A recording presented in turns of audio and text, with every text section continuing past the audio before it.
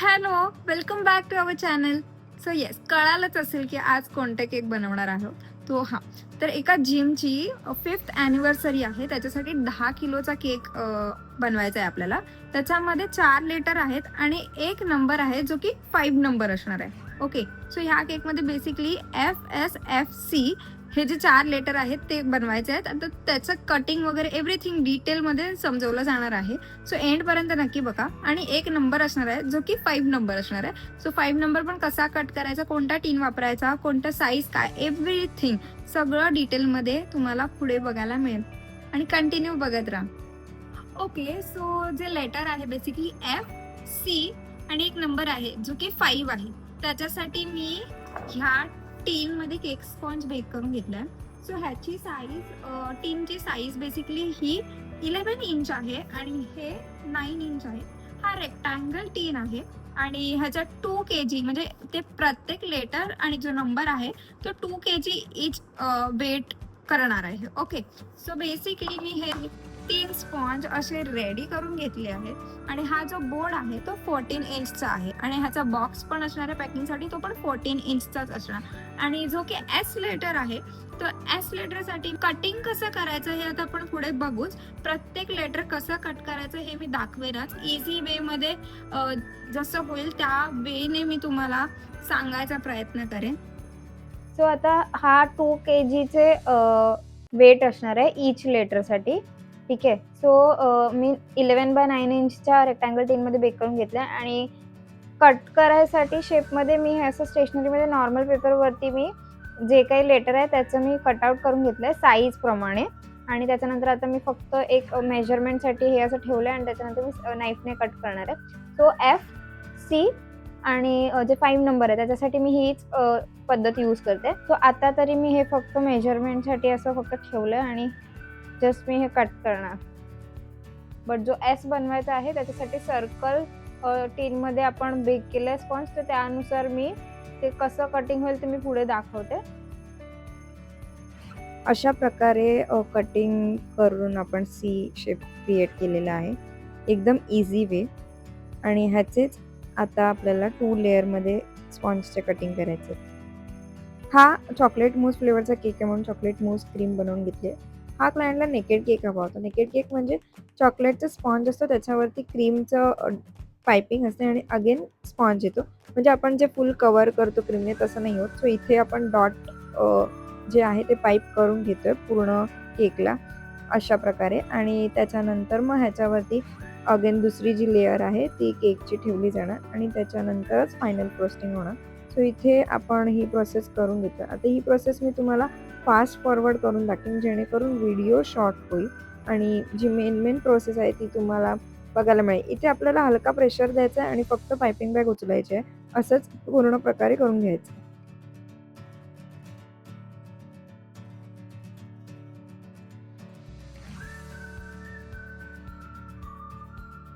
आता मी ह्याच्यावरती second layer ठेवणार आहे.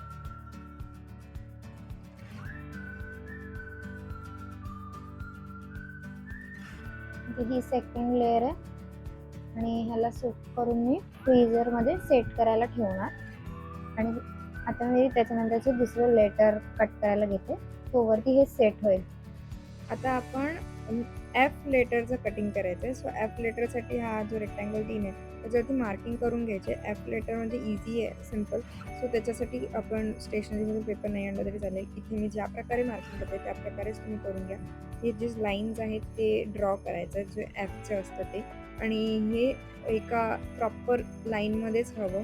जे एक मागे आणि पुढे झालं तर तो शेप दिसणार नाही Fचा. त्यामुळे हे असं टूथपिकने मार्क करून घेतल्यानंतर जो पण पार्ट आहे तो कट करून घ्यायचा आणि मग आपला F हा लेटर क्रिएट होणार आहे. सो आता आपल्याला प्रॉपर कटिंग करून घ्यावं लागेल. तुम्ही ती फास्ट फॉरवर्डमध्ये करून तुम्हाला दाखवते.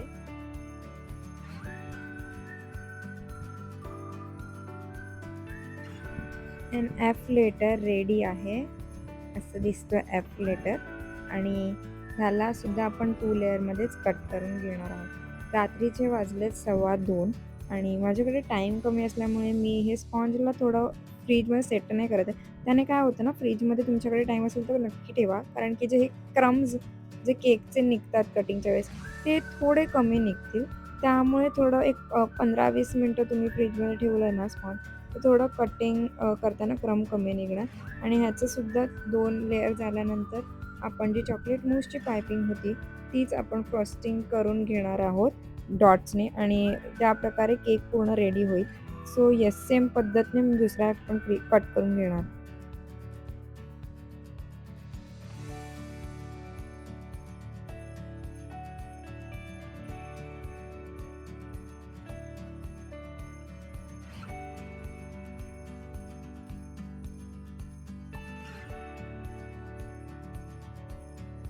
सो हा एफ लेटर पण रेडी आहे. सेकंड एफ सुद्धा पण मी असंच करणार आहे आणि आता नंतर एस दाखवते की कसा करायचा आहे. आता हा मी सेट करायला फ्रीजमध्ये ठेवते. ओके, सो फायनल फ्रॉस्टिंगसाठी इथे मी ऑरेंज आणि ऑफ व्हाईट कलरचं हे फिल करून घेतले पायपिंग में आणि डिफरंट नोझल आहे आणि त्याने फायनल डिझाईन करायचे केकवरती. सो आता करूया. आता हे जे 4 पायपिंग मी फिल करून घेतले होते 4 डिफरंट नोझल, 2 ऑफ व्हाईट आणि 2 ऑरेंज, ते मी आता अप्लाय करून घेते. हे जिथे तुम्हाला जे नोझल यूज करायचं आहे ते तुम्ही तुमच्या पद्धतीने यूज करू शकता. मी हे आता रँडमली जिथे मला जसं वाटतंय तसं मी हे अप्लाय करते. आता हेच मी पूर्णपणे सीला कव्हर करून घेणार आहे अशा प्रकारे आणि हा केक पूर्णपणे फायनली रेडी आहे. सी लेटर कसा वाटला मला कमेंटमध्ये नक्की सांगा.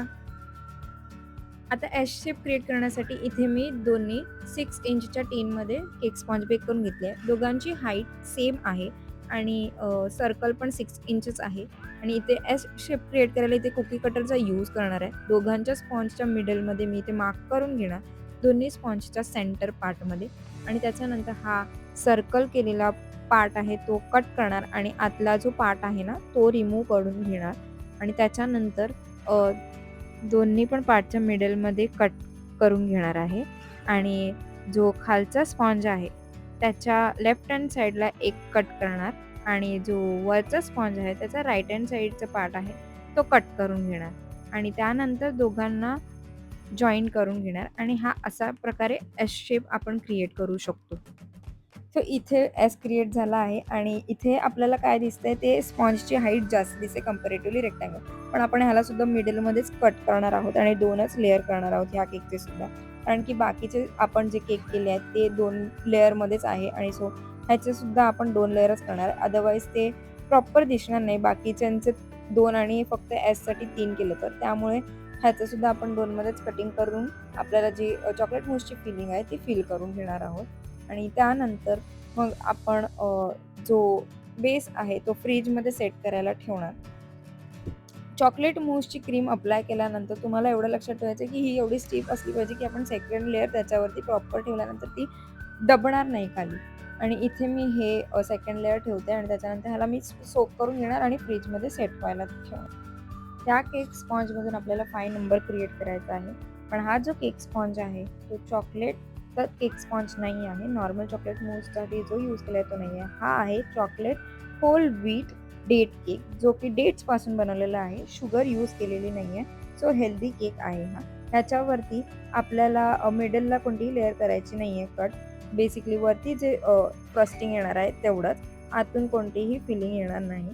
आणि ह्याला सुद्धा मी कटिंग करण्यासाठी हा पेपरच यूज करते आहे आणि या पेपरला मी एक्स्ट्रा जे कटिंग तुम्हाला दिसतं असेल मार्किंगपेक्षा ते थोडं ठेवलं आहे, बिकॉज मला ह्या जो स्पॉन्ज आहे तो थोडा कमी कट करायचा आहे आणि जेवढं पण मला वाटेल की जर प्रॉपर शेप नाही आला तर मी ते बाकीचं पोर्शन आहे तो ट्रिम करून घेणार आणि मग कटिंग करून घेणार. आणि ही जी पद्धत आहे म्हणजे हे जे पेपरने कटिंग करणार आहे ती पद्धत मला खूप इझी वे वाटते, बिकॉज थोडंसं इन्व्हेस्टमेंट करायला लागतं, जे की आपल्याला स्टेशनरीमध्ये जाऊन साईज वगैरे सांगून ते आपल्याला मिळतं लगेच, पण थोडं टाईम इन्व्हेस्टिंग पण आहे आणि पैसे पण थोडं इन्व्हेस्ट करावं लागतं. पण मेथड इझी आहे, तुमचा टाईम जास्त वाचतो, तुम्हाला कॅल्क्युलेशन करायला लागणार नाही जास्त, फक्त आपल्याला ठेवायचं आहे आणि कटिंग करून घ्यायचं आहे, जे की इझी वे आहे. तर तुम्हाला ही पद्धत कशी वाटली हे मला कमेंटमध्ये नक्की सांगा आणि यूजफुल आहे की नाही हे सुद्धा मला कळवा. आणि येस, हे जे रिमेनिंग पार्ट्स आहेत ना ते आपण ठेवत नाही, ते आपण कस्टमरलाच रिटर्न करतो. सो मी दाखवेन जे नॉर्मल केक आहे ते मी कसं त्यांना प्रोव्हाइड करणार आहे.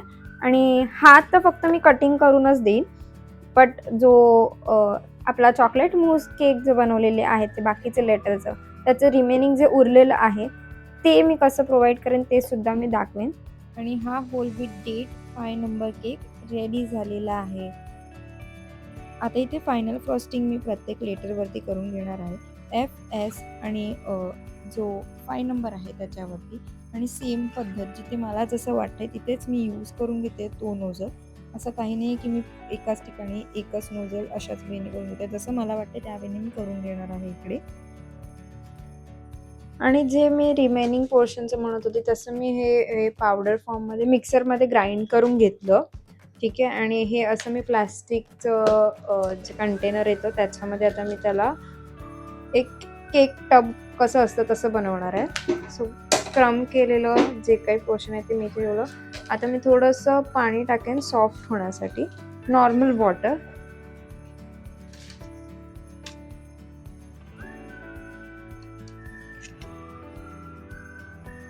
आणि ही जी चॉकलेट मूसची क्रीम आहे तीच ह्याच्यावरती मी पाईप करून घेते. तर तुम्ही असं लाईन्स सुद्धा ड्रॉ करू शकता, सो इझी वर्क होईल. ऑर एल्स तुम्हाला जसं ते पोल्का डॉट्स टाईप होतं तसं पायपिंग करायचं तर तसं सुद्धा, बिकॉज ह्याच्यावरती परत एक पुन्हा लेअर येणार आहे केकची, त्यामुळे.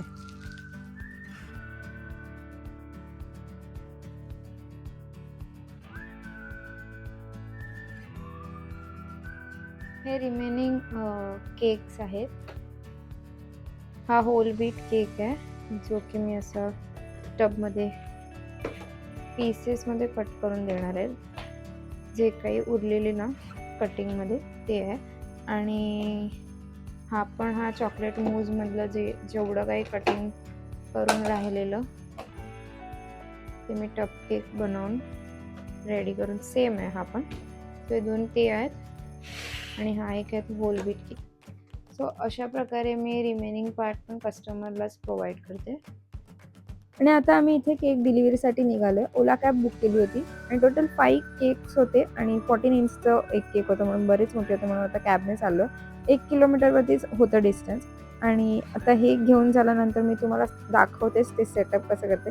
फ्लाइंग स्क्वॉड नावाची जिम आहे. तर तुम्हाला विलेपार्लेमधलं कोण बघत असेल तर तुम्हाला माहीत असेल की ही जिम कुठे आहे ती. आणि त्यांचं 5th ॲनिव्हर्सरी होती त्याच्यासाठी सेटअप करायचा होता म्हणून आले होते. सो हा केक तुम्हाला कसा वाटला हे मला नक्की सांगा. इथे त्यांनी ऑरेंज आणि ब्लॅक थीम केली होती आणि मी पण तेच वेअर केलं होतं. सो येस, तर ही व्हिडिओ तुम्हाला हेल्पफुल ठरली असेल तर मला कमेंटमध्ये नक्की सांगा. आणि जर तुम्हाला केकची ऑर्डर प्लेस करायची असेल तर तुम्ही मला इंस्टाग्राम थ्रू मेसेज करू शकता. आणि इंस्टाग्रामचं ID इट्सी केक्सी नावाने आहे. सो तिथे तुम्ही मला DM करू शकता. पिकअप लोकेशन हे विलेपार्ले ईस्ट आहे. पण जर तुम्हाला डिलिव्हरी हवी असेल तर त्याची सुद्धा एक प्रोसेस आहे. जेव्हा आपण ऑर्डरसाठी मेसेज कराल तेव्हा आपल्याला सर्व डिटेलमध्ये प्रोव्हाइड केली जाणार information. So yes, thank you so much for watching. Keep supporting and keep loving.